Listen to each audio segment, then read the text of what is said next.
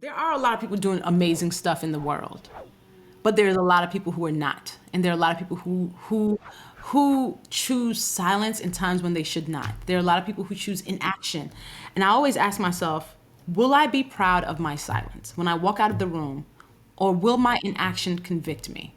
So this is not necessarily about everybody, helping somebody else get a new house of worship. I think when we think about courage and troublemaking, it's especially in the small moments, right? In the tedious moments when we might not think it matters that much.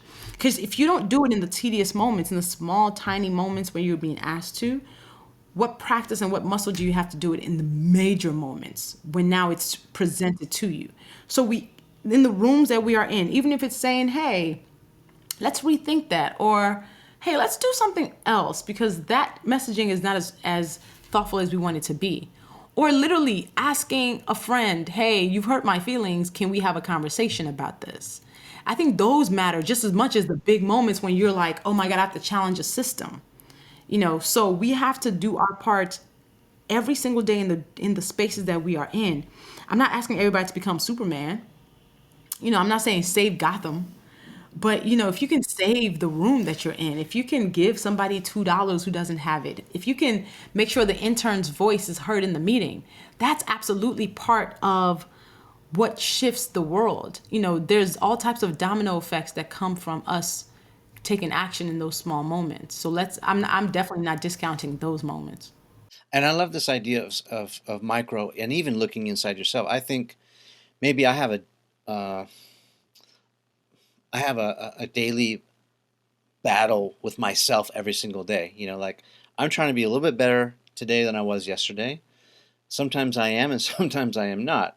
And you're right. I think even this little stuff that you're talking about could just be these little things that we do for ourselves. If someone says something that hurts our feelings, or if it's inappropriate, I'm guilty of this all the time, just letting it go instead of like, you know what, that wasn't very nice, or that wasn't appropriate, or so I think even speaking up for ourselves, as well as the intern, is just as important, because all those little things.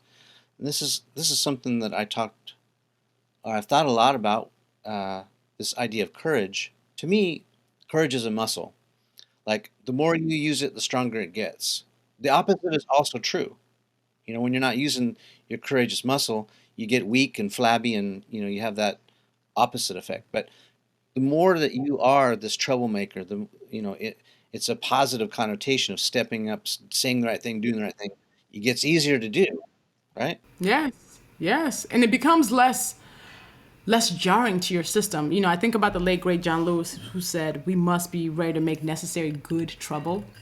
It's why troublemakers are not haters, they're not contrarians, they're not trolls. They're not doing the thing that feels tough just because they want to make somebody uncomfortable. They're doing it because they realize this is necessary for the better world that we want, or for the better work that you want to create.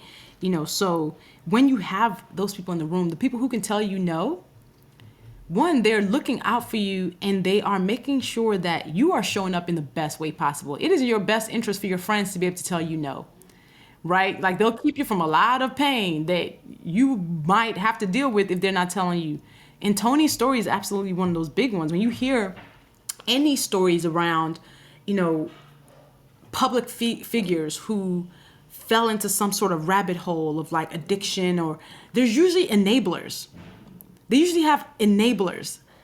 But I'm always like, who was the person who was like, I'm gonna try to help them, even though it might cost me the friendship, even though it might cost me the payroll, right? So I just do think, and those of us who are privileged, and I'm not even asking the people who are just on survival mode to do this. Actually, we got to use our power so the people who are living paycheck to paycheck are not the ones putting their job on the line.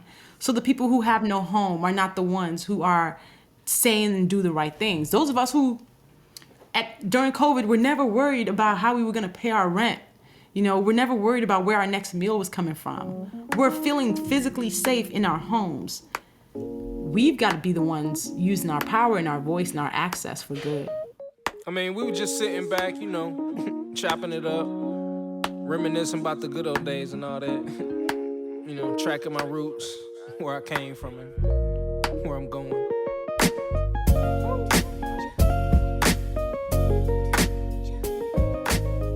like I say, man,